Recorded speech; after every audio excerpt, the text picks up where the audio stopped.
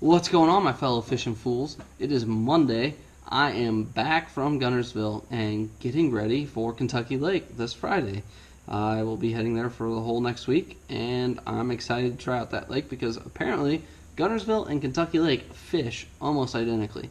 And Kentucky Lake is a little bit farther north, so the water temperature is just now hitting that spawn stage, and rumor has it the spawn is just starting.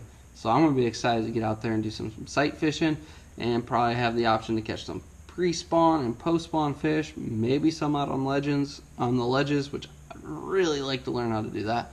But anyways, I want to go over day one and day two at Guntersville, and then I'll be posting those videos later on this week, possibly day one today.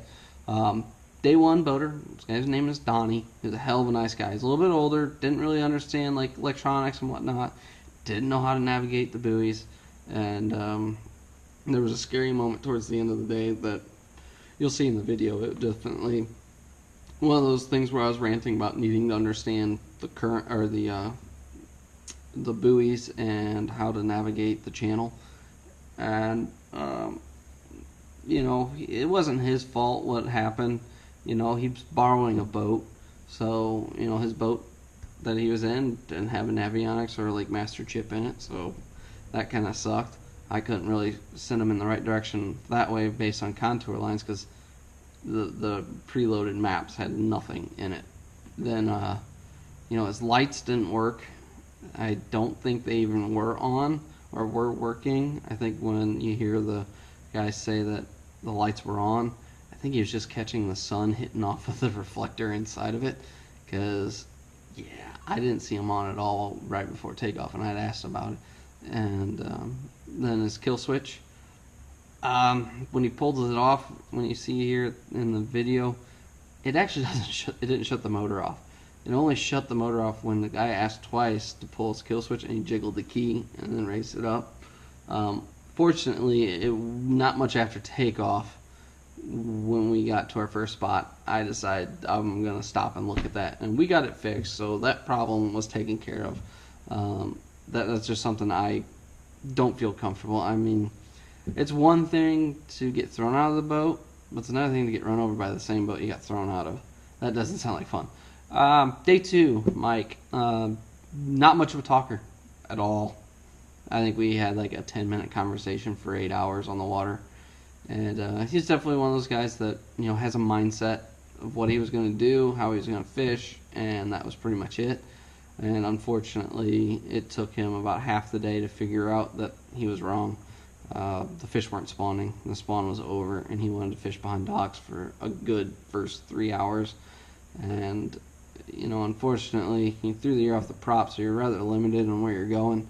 So we made the most of it. I did have the opportunity to make the cut. I missed it by 1 ounce, and sadly, I had one fish in the boat that flipped right over it, and I learned a lesson about throwing a new rod on a new lure that you've never thrown.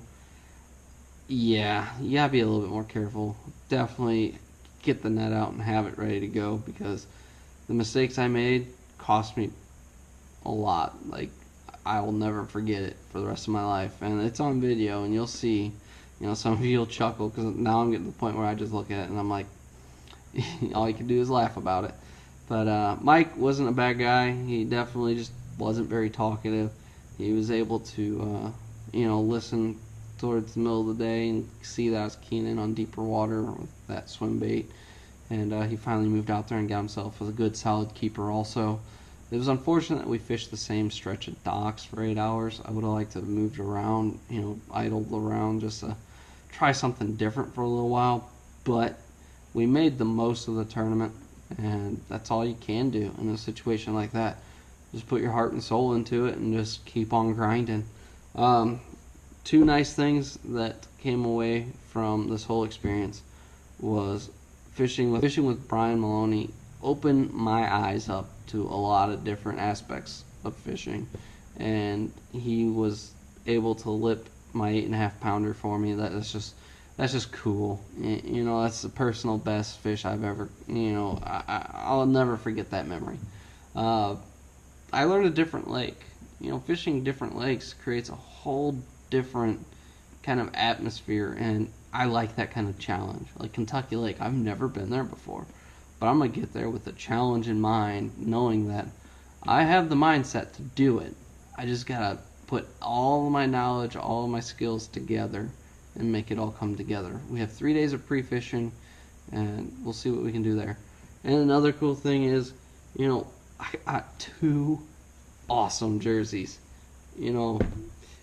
I most comfortable jerseys I have. My collection of jerseys is getting bigger. I've got 9 of them now, and they're all different colors. So on a cloudy day, I can wear a dark one. On a hot sunny day, I can wear something that's white like this, and it's very, very comfortable to wear. But anyways, guys, I'm going to get off here, get back to editing this video, try and get you day 1 out tonight, if not first thing in the morning. And day 2 will be followed up by tomorrow evening or Wednesday. And then I'm going to try and get out on the water Wednesday and try and catch some fish. They're starting to spawn here at Lake the Ozarks. So I've got a tournament Thursday. So Wednesday might just be a video of me driving around or trolling around on my trolling motor looking for bedding fish to go pick up on Thursday evening. But other than that, you guys have an awesome day. See you later.